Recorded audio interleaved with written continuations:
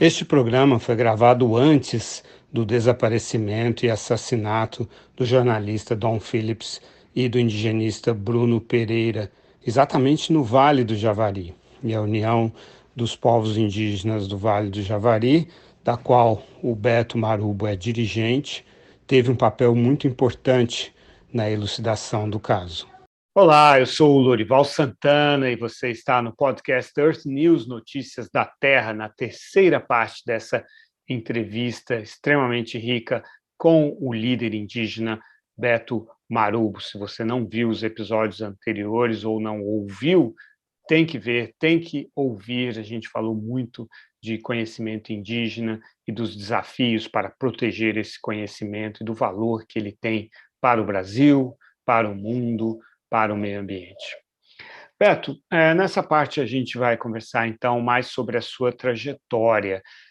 Você, inclusive, essa entrevista foi gravada pouco depois de você voltar de uma reunião em Nova York. Conta pra gente que reunião era essa.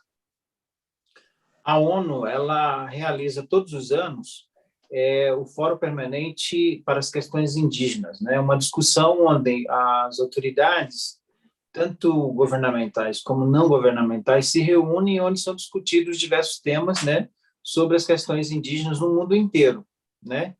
Esse ano nós fomos uma delegação de 3 pessoas, né? Eu, a Titina Chavante e a Ângela Cachoiana fomos lá para discutir os temas relacionados ao retrocesso da política de proteção aos índios isolados e os direitos indígenas de modo geral hoje, né? Dentre os quais a questão da demarcações das terras indígenas que estão paradas, a atuação do governo, né, contra os direitos dos povos indígenas e contra o meio ambiente, o que tem nos afetado de sobremaneira. Nós temos aí a questão dos Yanomamis, que foi tema de discussão, e a vulnerabilidade que se encontra os índios isolados também, né, em todos os níveis, em todas as regiões amazônicas. Uhum. Mas, além do Fórum da ONU, nós temos outros espaços, né, em Genebra, onde a PIB tem buscado falar sobre esses mesmos temas, de temas não somente da questão dos isolados, mas questão ambiental e direitos indígenas também, né, no âmbito do Tribunal Penal Internacional, subsidiando informação sobre os retrocessos que tem causado, né, nas vidas dos povos indígenas, vulnerabilizar os indígenas no atual contexto em nosso país. E, além disso, nós temos organizado o ATL, né, o movimento indígena, a APIB, a COIAB, as demais organizações de base. A PIB é a Articulação dos Povos Indígenas do Brasil, é isso? Do Brasil, temos a COIAB, que é regional, né? Uhum. Mas tem a ARPSul, tem a região Sudeste, região Nordeste, tem várias outras instâncias que estão correlacionadas, né? Fazem parte da PIB, da COIAB e demais organizações de sub-regiões. E a gente organiza o ATL. Esse ano foram mais de 7.000 indígenas que se reúnem, é uma instância onde nós nos reunimos aqui em Brasília para pressionar os poderes, né, sobre a questão dos nossos direitos. Nós temos aí situações do marco temporal, que vai ser julgado agora pelo Supremo Tribunal Federal, é algo que pode ser um grave retrocesso com a questão ambiental e territorial dos povos indígenas, caso isso seja aprovado no Supremo, né? O que ATL significa? O ATL é o acampamento Terra Livre. Acampamento Terra Livre. Uhum. Então, a gente se reúne cada ano, geralmente entre março e abril, onde todos os indígenas vêm aqui para Brasília, né, para a gente cobrar dos poderes isso. Não somente o judiciário, como o executivo, o legislativo, né? Uhum. E a gente tem notado a cada dia que esses direitos vêm sendo questionados, vêm sendo relativizados, né, em detrimento ao que vem acontecendo nas nossas regiões. E o que é o marco temporal? O marco temporal é uma invencionice jurídica que foi criada pelas pessoas, sobretudo relacionado ao agronegócio, que eles querem nivelar um entendimento de que se um povo não estava em 1988, que era o período da demarcação, né, em determinado lugar, que seja reconhecido como terra indígena, eles não passam a ter direito àquela terra, algo assim, né? Eu não sou jurídico, né, não sou da área jurídica, mas o que vem sendo discutido no âmbito do movimento indígena em suma, isso, né? Uhum. E isso tem como base um processo da terra indígena Xoclen, né?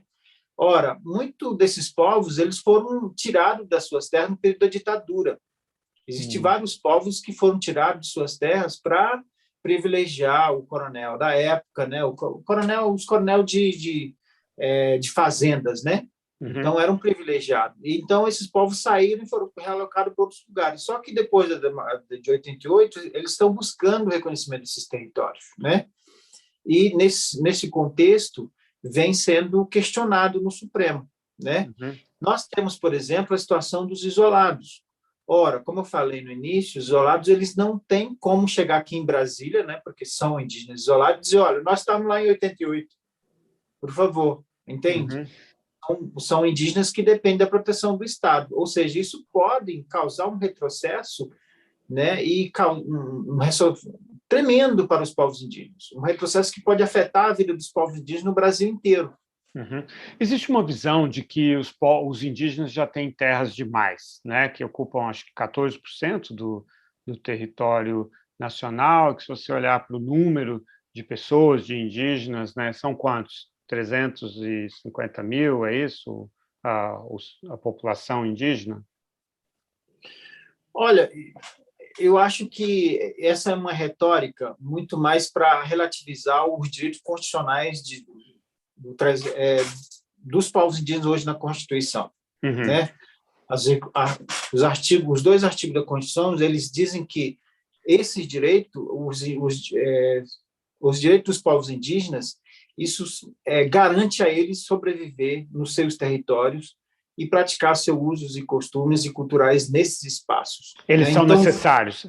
Essa extensão territorial é necessária para essa população. Exatamente. E isso não se negocia.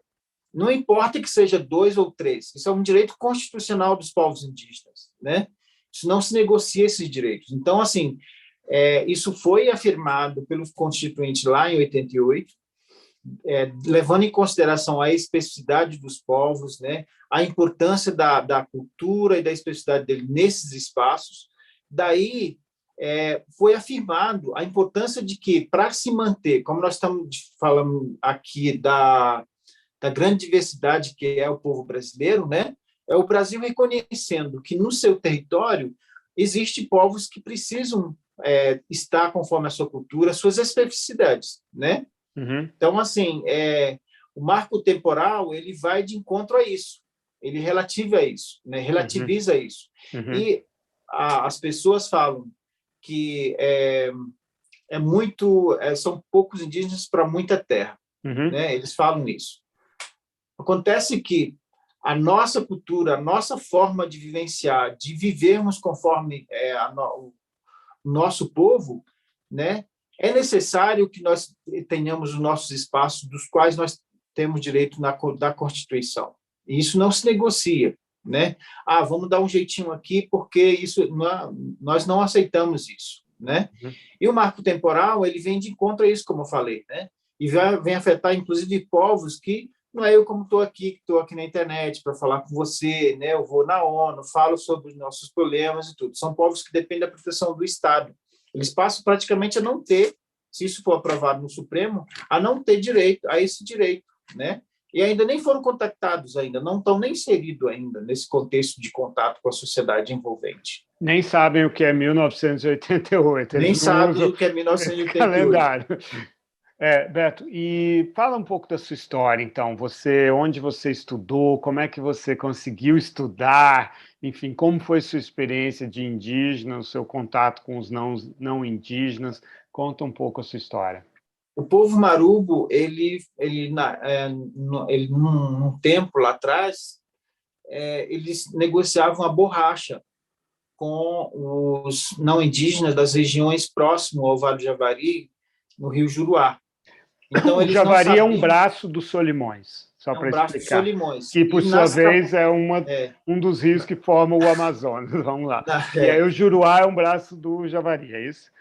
Não, Juruá é um braço do rio Amazonas, Do né? Amazonas. E que fica próximo lá da minha terra. Então, os marubas eles comercializavam a seringa na época, a borracha, só que eles não sabiam contar e não sabiam se comunicar. Então, eles começaram a desconfiar de que o pessoal estava passando eles para trás, né? Uhum. Então, foi priorizado naquela época pelos velhos que eles iam escolher alguns jovens para falar o português, saber somar e se comunicar com o branco. Mas já havia também um entendimento de que, se não houvesse essa interação com o mundo fora, eles seriam protelados, eles seriam engolidos por esse processo, né, avassalador, que são as correntes, os avanços, né, os avanços econômicos, né, da sociedade moderna, chegando nesses espaços. Então, assim, eles já sabiam da importância de ter alguém falando português que pudesse intermediar com eles. Então, nesse contexto, a gente foi para a cidade de Cruzeiro do Sul, onde a gente estudou num colégio de padres, os padres atuavam na época, né, naquela região, e houve um entendimento com as lideranças marubos para que a gente aprendesse o português, né, numa escola em Cruzeiro do Sul, no seminário menor dos padres, onde eles tinham uma base católica para formação de padres, né? Só que no nosso caso foi muito para aprender o português, né, para a gente aprendesse e seguisse o ensino médio, o ensino fundamental na época, né? Você tinha quantos anos quando você foi para essa escola? Algo em torno de 16, 17 anos. Não somente eu, como outros também, né? Nessa época você já falava português? Não, Não? ainda não. Não. Então a gente Você está com quantos anos agora? Eu estou com 46 anos. Então faz 30 anos que você começou a estudar português. Isso é. E aí parte desse pessoal retornou novamente para a terra indígena, né? Então, por exemplo, eu coordenei o projeto do programa PPTAL, que foi um programa conveniado governo brasileiro e Alemanha, que resultou na demarcação do Vale do Javari, né? E, posteriormente, eu entrei na FUNAI, né, trabalhando com o Sidney Possuelo, que foi o criador da política de proteção aos índios isolados, né? De 2001 a 2017, eu trabalhei na FUNAI. Eu estava na FUNAI como um dos operadores da política de proteção aos índios isolados, né? Eu fui chefe da Frente de Proteção do Vale do Javari por um ano, mas antes disso já trabalhava em conjunto, né? Atuei muito na FUNAI Dieta lá do Norte, porque foi uma opção que eu escolhi, que eu percebi que eu poderia ajudar o meu povo, a minha região, dentro de um órgão que eles dependem demais, né? A FUNAI é um órgão fundamental para o nosso país, né? Sobretudo na proteção desses biomas, que são as terras indígenas, né? Claro que precisa ser aprimorada num novo contexto, né? Mas para nós, por exemplo, a FUNAI é fundamental lá na minha região, né? Tanto na proteção de índios isolados quanto da minha família mesmo. Minha família, nem todos vão para a cidade. Eles dependem da FUNAI para documentação, né, inserção nos programas de auxílio do governo, tudo isso, eles dependem da FUNAI. É claro que tem outras regiões que não tem essa dependência mais. Na nossa região, sim. Então, foi uma opção que eu escolhi, né, prestar serviço no órgão que eu tinha certeza que podia ajudar o meu povo lá, né? E também trabalhando com os isolados. Eu fui chefe de proteção dos índios isolados no norte do Mato Grosso, na chamada unidade Frente do Madeirinha, né? Trabalhei em outras regiões também da Amazônia, muito nesse contexto de proteção aos índios isolados, né? E saí em 2017, né, da FUNAI. E logo quando a gente saiu, nós que operávamos a política de proteção aos índios isolados, nós que eu digo indigenista não indígenas, né? Pessoas que trabalharam com isso, nos reunimos em torno de uma causa que nós denominamos de OPI, que é Observatório de Direitos Humanos dos Povos Indígenas Isolados de Recente Contato, né? A gente se reuniu e nos unimos para subsidiar a PIB, a COIAB, o movimento indígena, para as questões que nós estávamos vendo, né, de retrocesso da política de proteção aos índios isolados, né? Nós sabíamos que, nesse momento, a gente tinha que nos unir para proteger os índios isolados, né? O direito aos povos indígenas. Então, nós temos ações no Supremo, que a gente está informando a Suprema Corte da importância da proteção dos índios isolados, que resultou, inclusive, na DPF 709, hoje vigente no Supremo. O ministro Barroso é o relator dessa ação, e outras ações que estão sendo nas regiões, né, sobretudo do Pará, do Mato Grosso, né, onde a gente vem subsidiando as autoridades judiciárias e o próprio movimento indígena sobre informações que nós, por estarmos trabalhando por décadas com a política, fazer um controle social eficiente, né? Então, hoje, por exemplo, a minha atuação é pela Univaja, que é a União dos Povos Indígenas do Vale do Javari, mas em consonância com outros colegas que trabalharam com isso também, na proteção, né, e com foco na questão da proteção da terra e ao direito dos povos indígenas isolados, permanecerem isolados, mas com a sua terra protegida, né? Uhum.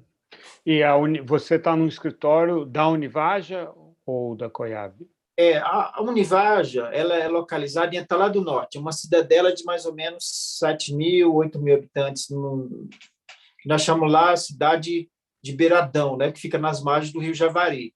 Então, lá, às vezes, nem a internet funciona, nem a internet, muito menos o celular. Você manda uma mensagem para mim em Atalá do Norte, vou ver a mensagem 2 dias depois, né? Uhum. Então, às vezes, a comunicação é muito precária. Então, assim, a Univaja, ela, por uma questão de estratégia, né, ela abriu uma representação em Brasília, porque seria aqui onde está todas as instituições que nos atendem, né, que nos afeta direta e indiretamente, né? A FUNAI, nós temos a CESAI, que trabalha com a saúde indígena, onde a internet funciona, o telefone funciona, né? Uhum. Então, a partir desse escritório, a gente se mobiliza junto com a Atalá do Norte para ver questões de direito, né, questões que possam somar a atuação de ativista mesmo e a operacionalidade dos trabalhos lá na nossa região. Uhum. Como que é o financiamento dessas entidades? Olha, nós temos hoje diversos parceiros, né? Por exemplo, nós temos para o enfrentamento da Covid, junto lá na minha região, nós tivemos pessoas do empresariado brasileiro mesmo, pessoas que se uniram em conjunto conosco e nos ajudaram a comprar remédio, né, coisa que o governo ia depender de, por exemplo, de licitação, esses processos burocráticos que custaria muito, né, o empresariado, né, sobretudo em São Paulo, Rio, se juntaram em torno da causa indígena e a gente conseguiu colocar medicamentos, equipamentos, né, na terra indígena. Então, hoje, parte do que nos apoiam são brasileiros, né, que estão empenhados com essa questão da causa indígena, né, muito nesse foco hoje da questão ambiental também, né, e a atuação do Univaja é muito mais no sentido complementar. Nós temos algumas iniciativas lá em área, como, por exemplo, levantar, né, subsidiar a informação para a FUNAI, o Ministério Público Federal, a Polícia Federal, o Exército, sobre os indicadores de invasão da nossa terra. Hoje aumentou muito as invasões de todos os territórios, Vale do Javari não é exceção disso. Nós temos indicadores de invasão da nossa terra a níveis pré-demarcação, ou seja, a terra ainda não era demarcada, era terra devoluta, né? E a invasão era comum, né? Porque era terra devoluta, terra de ninguém. Então, depois da demarcação, isso diminuiu mais um pouco, mas agora nós temos indicadores de invasão absurdo, né? E o aumento da violência contra os povos indígenas, né? Lá na região, nós temos os corubos, que dependem, você conheceu parte dos corubos, que dependem da caça, da pesca, né? E as informações que nós temos que isso tem diminuído, tem afetado diretamente os corubos, né? Não somente os corubos. O Vale do Javari é uma área de 8,5 milhões de hectares, é a segunda maior terra do país. E nós temos uma invasão no interior dessa terra, né? Muito por quadrilhas especializadas, né? Na região de fronteira, né, os problemas estão totalmente correlacionados, né? Quadrilha especializada que invade esse território para pescar, né, para caçar. Nós temos a questão do garimpo na região leste. Então, o Univaja vem tentando, de um esforço descomunal, de forma complementar, inclusive dando vida, literalmente, né, arriscando a vida dos parentes, porque a FUNAI hoje praticamente não funciona, né? Nós temos aí uma FUNAI que não tem nenhum compromisso a não ser entregar cesta básica. Segundo o site da FUNAI, entregar a cesta básica, foram não sei quantos milhões de cesta básica entregue, como Corpo de Javari, que a gente está passando fome, não é o Nordeste, nós não somos, nossa região não é isso. Nossa região, o problema é fazer a proteção do nosso território. A gente come macaco, anta, queixada, lá tem ainda, apesar dessas invasões, né? A gente não precisa, mas tem outras regiões que precisa, de fato, mas não é o nosso caso, a gente precisa da proteção. Nós temos também, hoje, ações na justiça contra a questão dos missionários fundamentalistas, que é outra forma de agressão aos isolados, né? Então, isso é nefasto tanto quanto outras invasões no nosso território. Que vem limpar a cultura, Com eliminar certeza. a cultura de vocês. É muito nefasto. É uma questão, assim, que é uma discussão complexa, né? Porque sempre entra naquela questão da religiosidade, né? Liberdade de religião. Isso, e liberdade de religião e tal, o que não é o caso, entende? É uma forma forçada de você destruir uma cultura, né, de forma unilateral contra esses povos, né? Nós temos lá situações onde os matis pegaram um missionário tentando fazer o contato com os torubos, no Rio Lambança, no Igarapé Lambança, né? Nossa. Então, o Univaja tem lutado contra isso também. Além dessa invasão, né? Nós temos lá uma situação onde os garimpeiros, assim como aconteceu nos Yanomami, invadiram a terra indígena Jarinal, que é habitada pelos Canamari e os Torrão-de-Apá, né? E forçaram os indígenas a cooptar, aceitarem o garimpo na terra do rio, na região do rio Jutaí, né? Que vai afetar diretamente. Ora, no rio Jutaí, onde tem a maior quantidade de referência e informação de isolados no Vale do Javari, né? Então, o trabalho do Univaja é no sentido de garantir esse território, né? Então, nós temos feito isso além do trabalho de controle social mesmo, né? Da atuação das políticas públicas, cobrar uma educação de qualidade nas nossas aldeias, né? Cobrar a efetiva atuação da FUNAI na proteção do nosso território, né? Do atendimento social a esses povos, da CESAI também, de um atendimento de saúde de qualidade no interior da nossa terra, né? Então, esse é o esforço nosso. Então, muito disso depende daqui de Brasília. Mas como fazer isso a partir do lado norte se o telefone não funciona, se a internet não funciona, né? Então, meu trabalho é isso. O coordenador não é eu, o coordenador é um chefe nosso. É o Paulo Kinampa Marubo, né, que é o coordenador geral do movimento indígena, e ele me deu essa atribuição, né, que é o coordenador junto com o vice, que é um Canamari, o Tudá Canamari. Trabalha muito mais de ajudar eles a partir de Brasília nesse contexto.